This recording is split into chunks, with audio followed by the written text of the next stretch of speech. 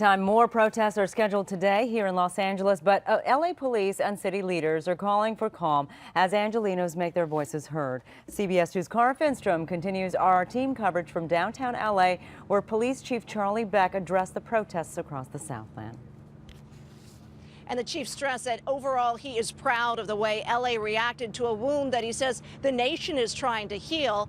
But he said a group of protesters did enter and block a freeway, and he said that is dangerous and something that law enforcement can't allow.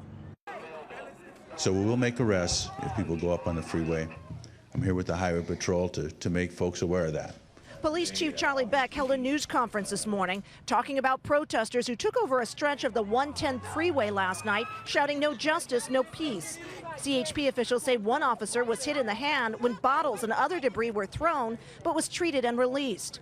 The CHP's Greg Hamill says more officers will be on hand tonight, but stresses last night's handling of the situation was about putting safety first. It wasn't a question of having enough people. It was a question of, in the incident of what it was going on, with all the tension that was going on, in the bigger picture, it was more important to get the people off the roadway and not bring more tension to what the situation had at the moment in time. There's a delicate balance that we try to strike between allowing lawful protest and then enforcing the laws that keep all of us safe. Chief Beck says a total of 3 arrests were made in front of police headquarters last night.